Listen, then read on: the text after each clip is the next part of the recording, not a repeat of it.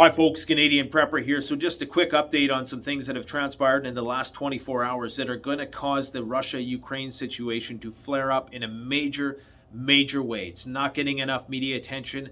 I don't know why, to be honest, because this is very big. This could potentially take all of those peace talks and negotiations and throw them out the window. So we're going to talk about that in just a minute. The commie cameraman, as you can see behind me here, he's been working on a cut of our food shortage and food price increase video that we've been working on. And in researching this, it's been a huge eye-opener for me to have put all this information into 15 minutes. We're talking about all of the various inputs into the agricultural system which are at risk right now, and it's literally everything, guys. The price of herbicide, pesticide, fertilizer, fuel costs, natural gas, oil, diesel, what else? Glyphosate, that's a herbicide. All of the inputs into the system. Labor shortages. You're seeing mass cullings around the world because of all these diseases going on. You got super bugs. You got super weeds. You got climate events like droughts, floods. I mean, you got water shortages. The whole nine yards. Seed shortages. You name it, we got it. Equipment shortages, chip shortages, everything that could possibly go wrong with the agricultural system is going wrong. So tune in tomorrow to check that video out because we go into great detail about how all of these factors are combining to create a perfect storm, which is going to steamroll the food supply and quite possibly lead to one of the worst famines that human beings have ever experienced. And not a lot of people realize how much on a razor's edge the global food supply is right now. We always hear about food surplus and stuff like that, but people don't understand what the food surplus is all about. Now, let's tune into that video tomorrow. Now, this is big, guys, okay? Kremlin threatens to walk out of Ukraine peace talks after accusing Ukrainian helicopters of attacking oil facility inside Russia. A week after the West warned Putin is planning a false flag attack on his own cities to justify escalating war. Now, this is bad in two ways. It's bad if Ukraine actually did it. I mean, it's not bad in a moral, ethical sense. Obviously, they're being invaded, so they can do whatever they want to Russia at this point. But to their own peril, of course, because Russia has nuclear weapons. And I've always said that that's one of those lines that you want to tiptoe around and you don't want to cross too aggressively, because if anything's going to prompt the use of tactical nuclear weapons, it's going to be Russia being attacked on their own soil, okay? And so this is bad for two reasons. For one, it's bad if the Ukrainians did it because that means that they're now going to be pushing Russia to use bigger bombs, which of course could potentially be tactical nukes.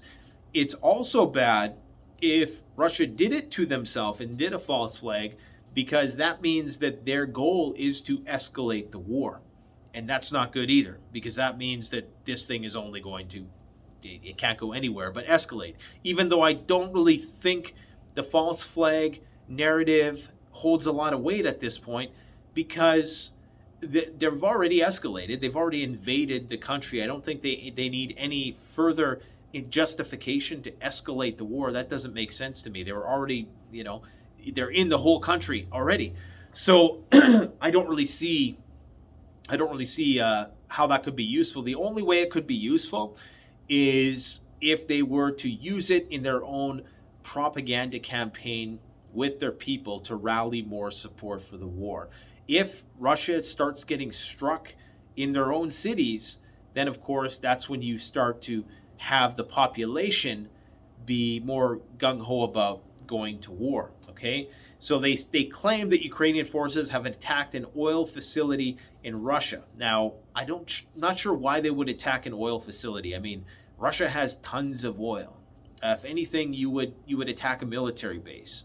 Maybe they didn't attack that, and they said they did it with helicopters, which is surprising to me because, if anything's easy to shoot out of the sky, it would be helicopters, I presume. I could be wrong about that. I'm not a military expert, okay? But they move a lot slower than fighter jets and bombers, so I would think that if they did that, and you'd think that they would see them encroaching on Russian airspace, although Russian airspace is massive, but you still would think that they would be able to shoot them down. Now, Ukraine hasn't taken responsibility for the attack, and they have also cautioned to be aware of a false flag attack. So it says here that Gladkov said that the Vyacheslav Gladkov, I'm sorry, I totally butchered that to hell, said that they were attacked by Mi-24 helicopter gunships, and 2 workers were injured. And footage appears to show the attack, although it's kind of, it reminds me of that plane that hit the Pentagon on 9/11, that kind of footage. That one was for you tinfoil hatters out there. Ukraine is yet to confirm the attack. Analysts have cautioned to be aware of a false flag attack. Okay. It's just 25 miles from the Ukrainian border, so, it would make sense. Although, from what I'm told, the Russians are pretty deep into that territory. So if that happened, it would be behind enemy lines from which the Ukrainians had fired this missile or were able to get this helicopter off the ground. Now, they claim it would be the second time that Ukraine has attacked inside Russia. Now, if you guys recall, a few videos ago, I said that if Russia gets attacked, and nobody really had talked about this at the time, and just letting you know that Ukraine could attack Russia at any time. I mean, they're at war, and the missiles could start very well going the other way. The problem with that is they know that is going to be a major escalation, and they cannot see Ukraine going for that because they know what it's going to entail. That's when you're going to start having these tactical nukes used on the Ukrainian army who's in the Donbass. And if that happens, then NATO is definitely probably going to get involved, and that's the problem, guys. So I was kind of hopeful at the beginning of this week that these peace talks, because Ukraine was making all these exceptions, and one would ask, well, if they're winning, why are they making all these exceptions? Who knows? Maybe they want to minimize the loss of life. Okay, we'll be optimistic about it. But the fact of the matter is, and many analysts have mentioned this, that we're hearing about these one-off anecdotal bits of information about how Ukraine is really sticking it to the Ruskies. But on the grand scheme of things, Russia is clearly winning this war. They're clearly pushing the envelope in that region.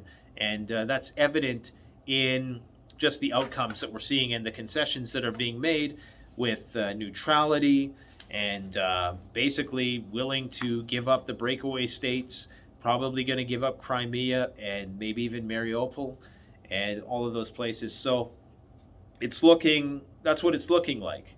And apparently there were huge battles that were raging near Kiev.